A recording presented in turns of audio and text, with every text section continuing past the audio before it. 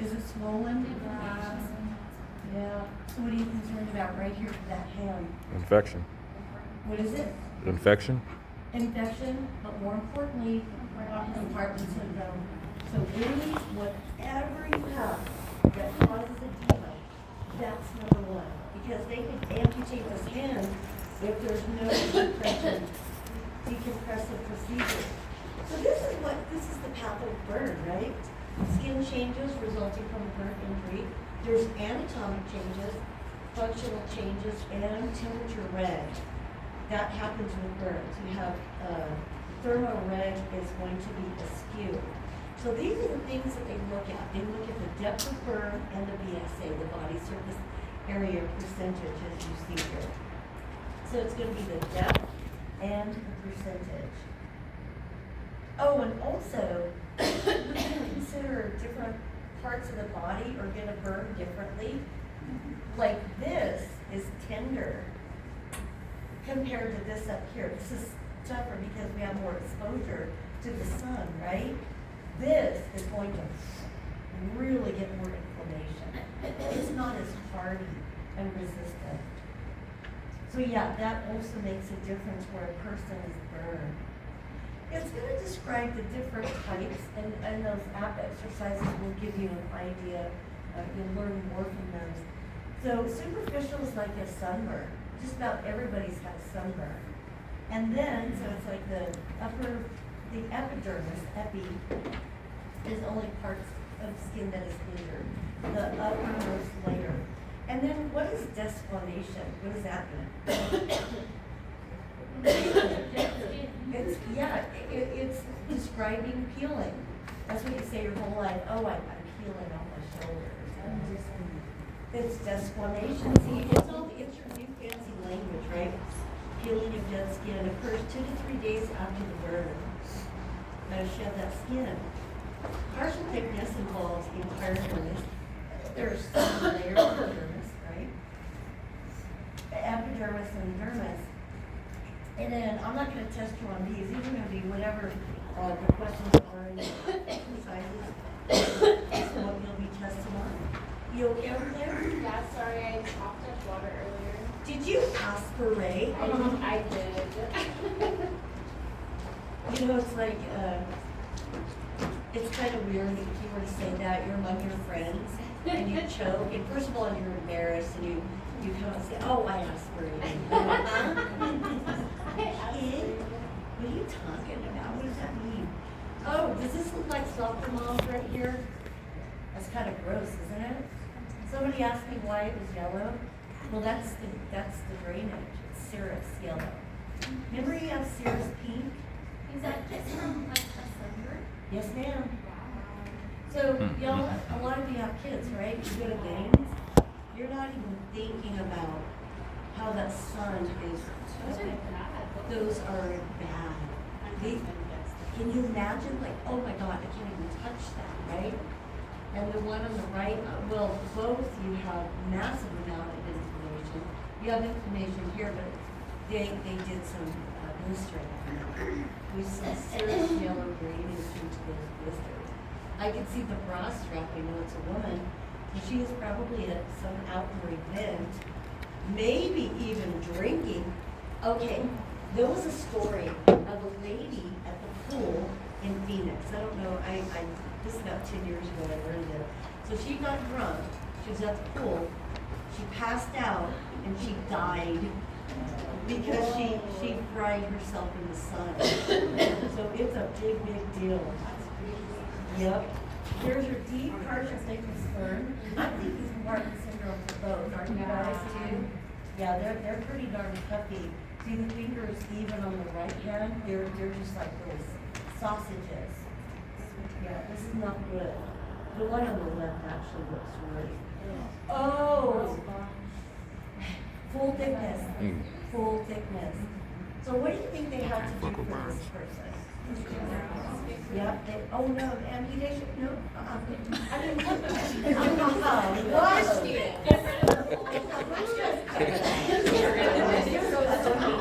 I'm sure that's how they felt. Look at underneath. It's red. That's good. That means, right, you have good circulation. So that's eschar. Burn tissue and probably some necrotic tissue in there, which is black. And so what did they have to do? Give them some good pain med, then they have to deglove that hand. Yep. You have to get rid of the eschar and the necrotic tissue. And then Right. fish scales. Huh? Fish scales. Specifically, you'll never eat tilapia again. But it is. And we were just talking about that in the past. Yep, to granule. She was saying that this guy had, we'll see in the wound care clinic, I brought my students to my refreshers.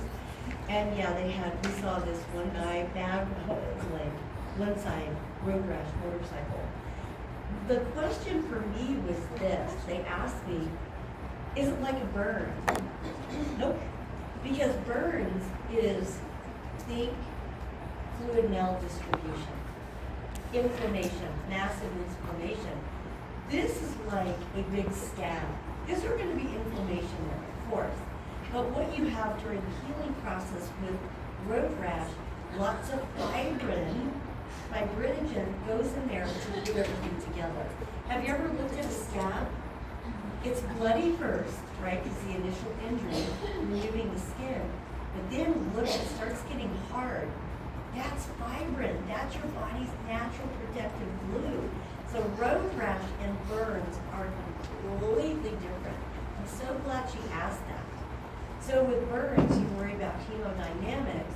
With road rash, it's more infection. Are they gonna require months and months of wound care with a road rash like that? Oh yeah. And they have to go to the clinic usually. Usually they're not sick enough to have hospital stay, they might, but usually it's outpatient basis. So much of their life is spent doing wound care and healing. Yeah, and initial, antibiotic therapy for sure. Good diet too, lots of protein for both burns and for road rash. Anything with the integumentary system. And we've seen patients like this. And you know that they've had a full thickness burn by the way their skin looks. Meaning you've had explosions in the face, and you can tell it's really sad. They're disfigured their whole life. And they've probably done the grafting. They've used products like the fish scale. They've done actual grafting from their bodies, autologous. But are they ever gonna look normal? That's the sad part. So these folks need a lot of TLC. Oh, this is what I wanted to show you. Yes. Did they do a fasciotomy here? Yes. So before, that hand was probably puffed, like that. So they had to cut. Look how close that is to that radial artery. Of course, it's kind of far away, but still, there's some good arterial flow there. You have to be really careful. You have to stay superficial with that, because the deeper you go, you're going to find an artery. So they have to be oftentimes it's plastics who will do this stuff. Now this particular burn, look, that's cool. Do you see over there the bone? And they were, look how many fingers they lost. I can't even count, I only count like the thumb. It's still viable, right? Maybe the. Yeah, maybe, yeah. Are those maggots? I don't think so, that's just tissue. Oh. They're just soft tissue. Maggots are good to take out necrotic tissue. You all know that, right? It's gross. They get so good when they die, they fall out. So then you have to clean them off the bed and the floor. Oh, I hate wound care. That's the part I just can't stand it. But so yeah, they might have to do a lot of plastics on this person, but they saved the hand because of the decompressive fasciotomy. Yeah, I love this picture. This is from an old text, I still use it. So this is where the danger is. This is what you really want to implant in your brain, are the phases of burn. It's that initial 12 hours that will kill them. And again, what's your initial concern? Fluid maldistribution and hypervolemic shock. Because when you have that sudden shift that happens capillary leak to that traumatic area, where is that fluid stolen from? The vasculature. Hence why they get hypovolemic shock if they're not treated. So it's actually 12, and you'll see what I mean. And it will continue 24 to 48 hours until they go through diuresis. So are there things causing them to hold on to fluid? Yeah, so we're going to go through all this. So the goals, so in assessment, it affects all body systems, and I'll show you how. So number one, airway, right? And especially if you suspect a smoke inhalation injury, they have that carbonaceous sputum, black sputum coming out. It's like, oh crap, they inhaled some smoke. Support circulation, that's us via the Parkland formula and the rule of nines, right? How much specific to that patient. And yes, infection.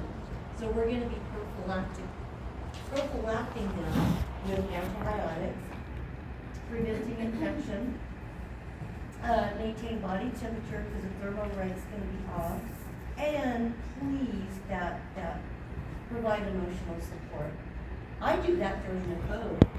I use Mother E's, and I'll call them, sweetheart, you doing okay? You doing okay? Does that resonate? It really, really does. Sometimes they get tears in their eyes when you talk to them like that, but that's okay. That's a release. Like, oh my God, somebody actually cares about you. Mother E's voice is very powerful. What is the Mother E's voice? Mother E's. Like what I did, like how you talk to a child when you're trying to comfort them. You bring them back. You have comfort care. Okay, watch this. Respiratory. Look at the swelling, you guys. No wonder they had to intubate him. Look at the airway. He probably, via edema, lost his airway just by that alone. Huh? Exactly. Look at that. They actually had to do the mirror of the nose approach for intubation. Yeah, because his mouth, his tongue was probably swollen like crazy. Oh my God, so they had to create, obviously, an airway. Direct airway injury, carbon monoxide. What's the problem with carbon monoxide? Lung pulmonary issues. It occupies the O2 receptor on hemoglobin. Did you all know that? That's how you die of carbon monoxide poisoning. It's a competitive inhibitor with O2. It bumps off the O2, latches onto the hemoglobin. Guess what? They're not getting oxygenation. But you know the scary thing about this? They show pink. They still show pink. So that movie Coma, if you ever watched that, that's the basis. They were killing patients for organs to sell them for millions of dollars. Intraoperatively, they couldn't tell if it was carbon monoxide until you tried to reverse them, and they're fixed and dilated on their pupils. So carbon monoxide is bad. Thermal injuries, smoke poisoning. Now, why? We've already answered this question.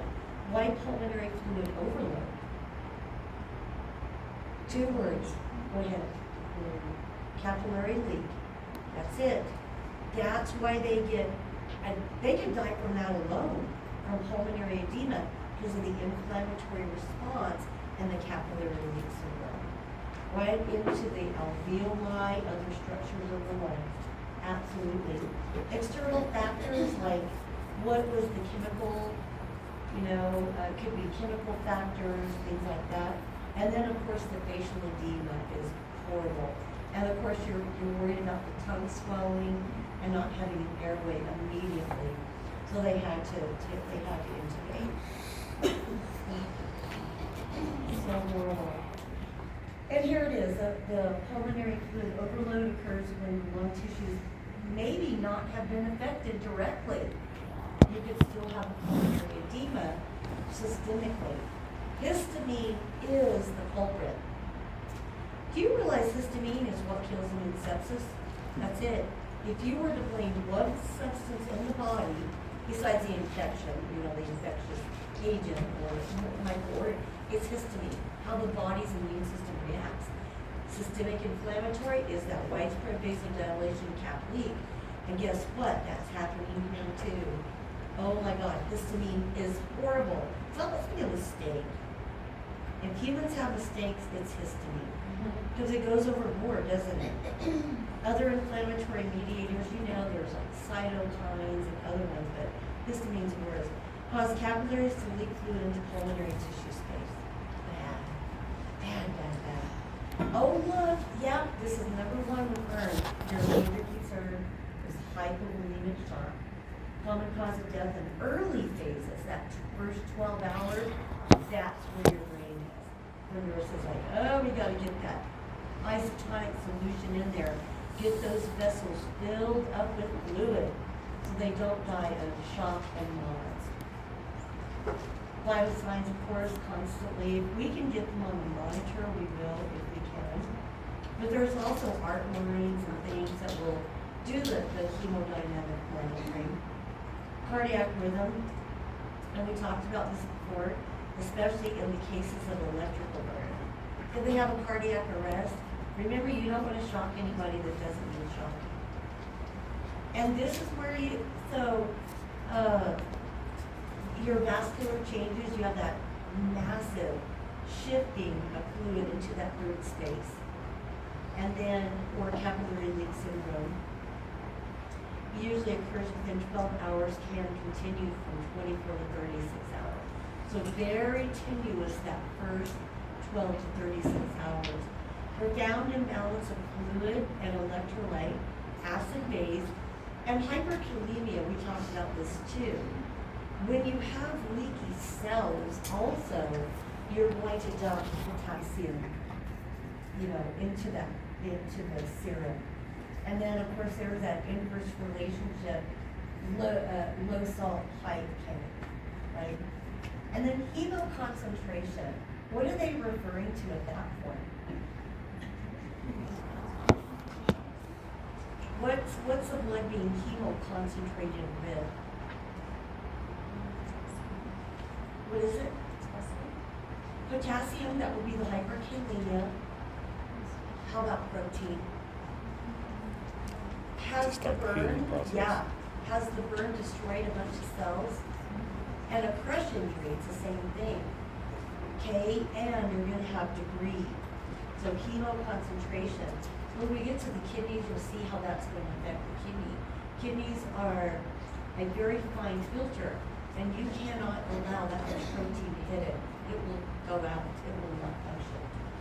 Fluid remobilization, so this is what happens after that initial injury. You have remobilization of the fluid into the diuretic phase. So now, into the diuretic phase, they're going to be peeing like crazy. But we're going to kind of back up. This slide kind of goes backward. So I guess the concern with the diuretic phase is now hypokalemia and hyponatremia. Because are they dumping? They're dumping. Well, let's go backwards just a little. Look at your kidney. Yep. Changes related to cellular debris, that's that proteinaceous environment, decreased kidney flow. Last I heard that the kidneys need perfusion to work, right? Myoglobin is a protein released from damaged muscle, circulates to kidneys. Myoglobin is not. At an excessive amount is good for your kidneys. Kidney function, we have to draw BUN, creatinine, GFR, and of course look at their urinary output. And look at their electrolyte levels too. Now, this is very interesting. Anytime you have a process of the body breaking down protein via rhabdomyolysis, burns, trauma, crush, you're going to have the kidneys showing you signs that the kidneys are very angry. So the urine is going to show less output, and this is a matchy thing with this. It's very interesting. You're going to find particles and foam in the urine. So are we going to be watching for that? Yep. And that gives us an idea that they're hemoconcentrated with protein. Yeah, definitely. We've got to maintain the renal function. One of the best ways to do that is through that IV fluid. Absolutely. When you're, now could that be also a delicate balance of giving kidneys a bunch of fluid that are not functioning, but you still have to do it for hemodynamics to fill up vessels so they don't die in lungs. Is this all a delicate, oh my God, it is. Those clinicians in there know, I'm telling you, they have to know what they're doing. So skin assessment, size and depth of the injury, and then of course the percentage of the BSA, body surface area, and then based on the rule of nines, using the multiples of nines. And I'm going to provide you with my favorite one, the one that I showed you last week. I thought I was really excited about it, and I decided it's not great. It's going to have 4.5, 4.5, so on. It'll be very clear to you. This one does not have that. It shows 9% for the entire head, 9 for the entire arm. So remember, if it's only anterior, what is it going to be? 4.5. Yeah, see how that works?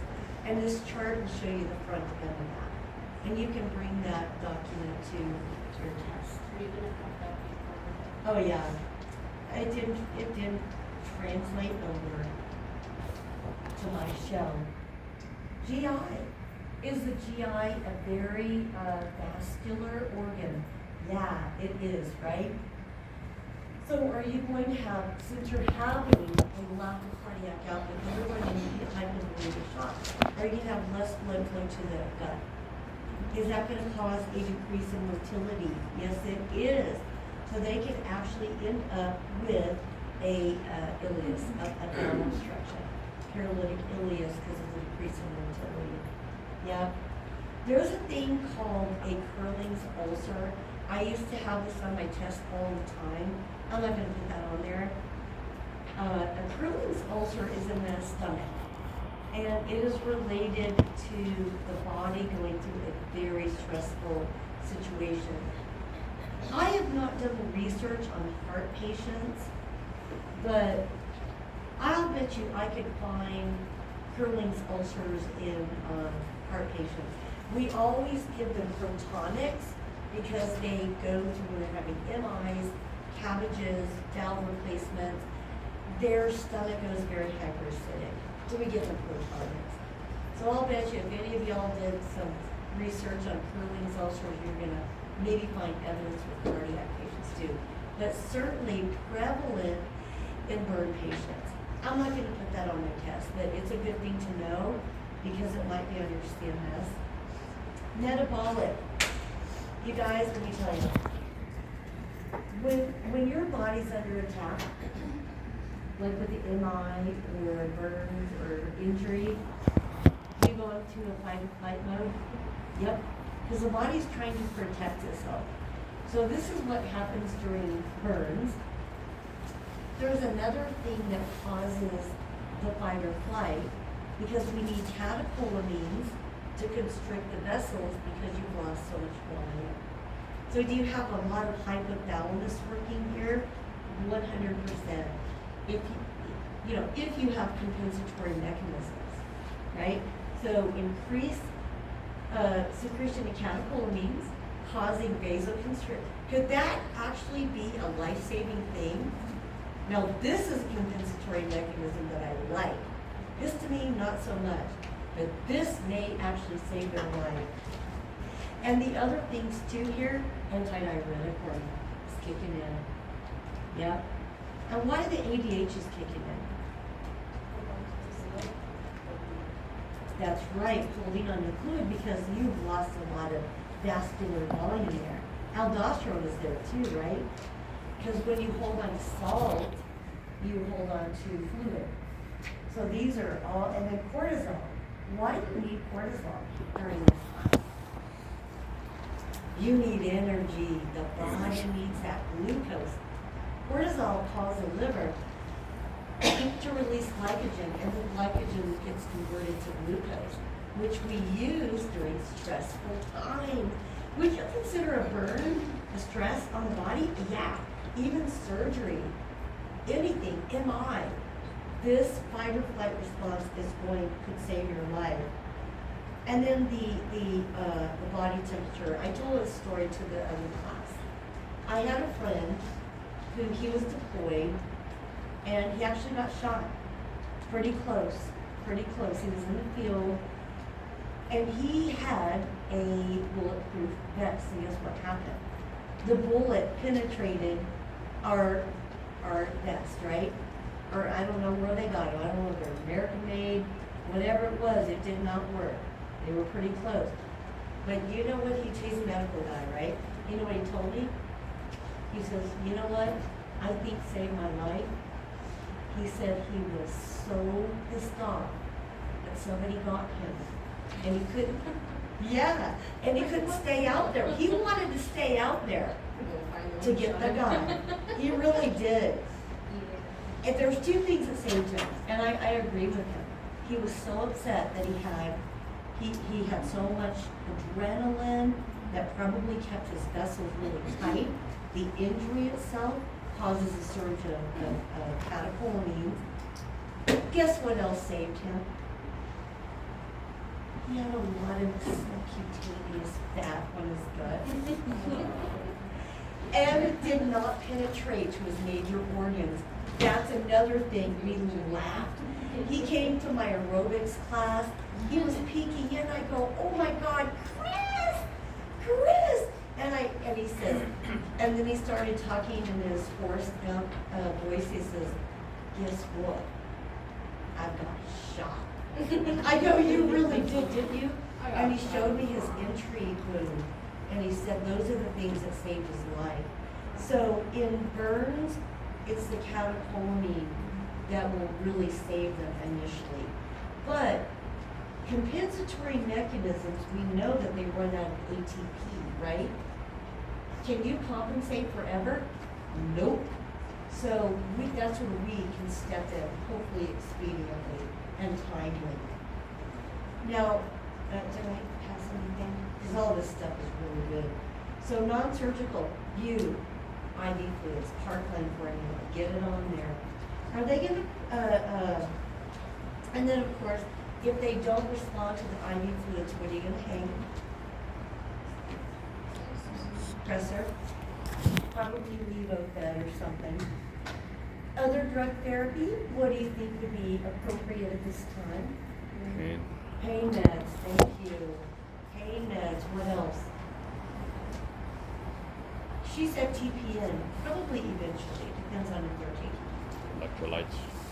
Yeah, if it's a really bad case, probably some total parenteral nutrition. Because, and part of that TPN is protein, the procalamine, which by the way is clear in its normal form. Have you seen the Calamix? It's perfectly clear, it's beautiful. The old procalamine used to have some color to it. It's pure protein. It's almost like albumin. And now it's clear. I don't know why they changed that, but it works. It's protein. Do they get glucose in there? Yep. They get, well, actually dextrose. They get dextrose, protein, vitamins and minerals, and lipids. They get fats too. TPN. So that could keep them alive for a long time. But yeah, the initial is getting that blood pressure up, right? Oh, did I say antibiotics? That's the other thing too. Yeah, prophylaxis and antibiotics. And any other thing that they might need. We did not get to this slide in the early class. What time is it right now? 35. Oh, yeah. For some reason, I probably talked more or something. And maybe there were more questions. But I can't wait to show them this next time. They'll probably look at the slide. What happened here? Fasciotomies and grafting, right? So, and the escargot. So, what's an escarotomy? Debride. Yep. And the technical word is debridement. So that's right. They're taking the eschar off and they're taking the private tissue off. And so, does this usually take a plastic surgeon? Yep. It usually does. And on the guy, it looks like they probably did also decompressive fasciotomy. Would y'all agree? On the guy with the torso, because they did the cuts, the very specific cuts. So they probably had some edema out there. And then they did the grafting. or rather the eschlerotomy, sorry. So that is, oh my God, is that open to the environment? Yeah, they probably took all the skin off, or at least most of it. It's pretty bad, isn't it? So how would then, so let's talk about that. Now what are they gonna do? They're gonna apply it so the tilapia cells, what do you call them, scales, are used, but can they also use packaged,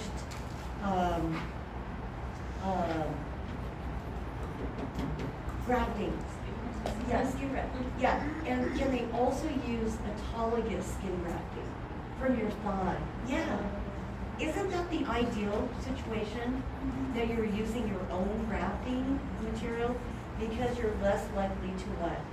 Reject it, correct. So yes, so if you see a big quad, and what I love about plastic surgeons is they cut it in perfect squares like that. It's so beautiful. I love plastic surgeons because they're precise science, right? So they'll cut it off the leg, make it a beautiful square, or they'll get it out of the grafting, out of the human allografting is what they call that. And then look at the arm, you guys. Or is that a leg? No, it's not. Oh, yeah, that's actually a good question. What do they do with the graft, the donating, the harvest site? Is they put a huge tegaderm over that. And what you do is you monitor that. What you'll oftentimes get is serous drainage off of that. And then you have to tell the doc, and the doc will, we usually don't change that. We don't touch that. So it just heals down? Yes, but you have to keep it protected. And they usually don't put a wound vacuum. I don't recall ever having a wound vac on a graft site because it's so delicate, and you don't want suction because you don't want to damage healthy tissue from the harvest site. Does that make sense? So it's a matter of watching and putting that big tegaderm because you have to see through that window. Oh my God, these are the biggest tegaderms you'll ever see in your life. Who was our guy over there at Press? He was Dr. Lee, I think. Oh my God, he was so good. And they let a certain amount of serous drainage reside there, but they don't want to let that reside there too long because of potential macerated tissue. Does that make sense? It's like a fruit macerating fruit. If you're a foodie, you'll never eat macerated raisins again, will you? So in Rome, yeah. So, and look at the fasciotomy. Look how deep they had to do to decompress that. And what it does when they do that, it just splits right open. That's good. And then what do the vessels do now? They open up again because that's what causes compartment syndrome is compression by the fluid in there of those vessels that they get that's what causes the problem with the outflow. Does that make sense? Yeah. So when you do a decompression of the tissue and that edema, just let it flow, and then now the vessels start to open back up again. So really, this is revascularization of that extremity is what's happening. It's a decompressive revas procedure. It's limb saving. Now, look at this. You can see on the fasciotomy site what's going to happen there. Woo, that. Yes, that's correct. You're going to take the black sponges, pack it in, and sterile it. Isn't that the coolest? I mean, it's very individualized because you have to cut the foam and stuff like that. Well, when they first opened it, I looked at it and I thought it was extra good stuff myself. And then she took off it all. Yeah. Okay. It's and it's black sponge. Yeah. I thought it was dead. Yeah. Yeah, it looks weird, doesn't it, at first when you see it, yeah.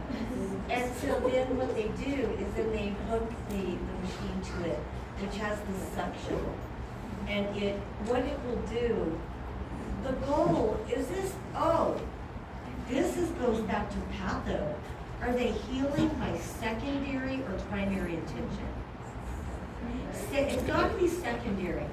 Now, primary intention is that beautiful surgical wound where you have approximated wound edges, that is healing by primary tension, because it's clean surgical.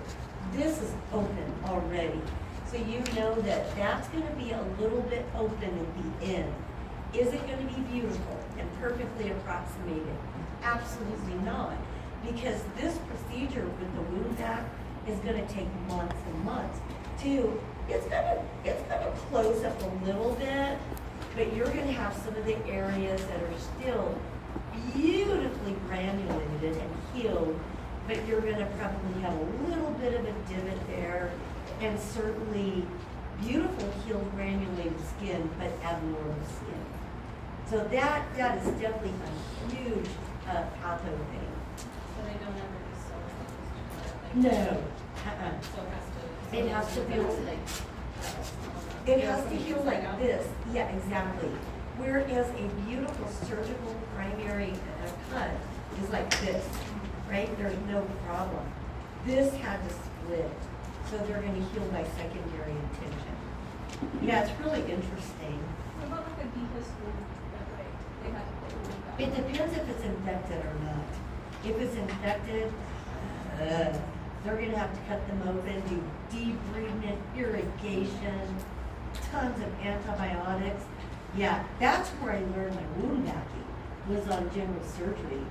Those big abdominal wounds, sometimes on the leg, yeah. Now they have wound vacs for everything. My God, initially it was only GI stuff, or GI surgeries. Now they put wound vacs on this stuff. Besides that, over there, most likely they're not gonna put a wound vac. But you see, because you can't really pack that, can you? This is a packing thing. It's so interesting. And then it's a gift. The drainage, you can tell if it's getting infected again. Oftentimes it does. Are we done? I can tell when you guys start to fidget in your seat. You start going like this. What is it, 3? Oh, okay, great. So acute phase begins from about, actually, 48 hours, it says here. Lasts until the wound closure is completed. So the care is directed toward, of course, initially, what is it? What are you worried about when they first come into the hospital? Hemodynamic stability, right? That's it, number 1. That's when you do your Parkland formula, you prevent them from going to hypovolemic shock and bonds. And then as they go along, you know, oh yeah, the wound, the nutritional status could be the TPN. And then the wound care. Obviously, are they going to consult the wound care specialist? Are you wound care specialist? Nope. Our role is other things during the birth, like the fluid. They're not going to be doing fluid resuscitation, giving them the pain meds, giving them the TPN, and maybe anxiolytics, maybe even. You know, there's all different things. Pain control is bad. That's why I don't like burn. You can't really fix it right away. I don't want to work in any burn center. And then, of course, the psychosocial. Are there support groups for burns? Find those people, find those groups for them, so they can talk with one another. So here we go. Here's some of the wound care. There is hydrotherapy, and they actually call that whirlpool. And then they also have picks and things like water picks, and that, who does that? That's going to be the wound care team, and sometimes it's occupational therapy. It's so weird how they mix those. Actually, OT, PT, and wound is all in the same area. At Press, it's in the basement. And then you have your enzymatic stuff, and that's natural debriding. So if to prevent necrotic tissue from growing, or you have a little bit there, they might put some enzymes on there, and it'll eat away that bad tissue. And then you change it, you put fresh stuff on there. They started making it in sheets. Can I tell you how many products? I can't even tell you.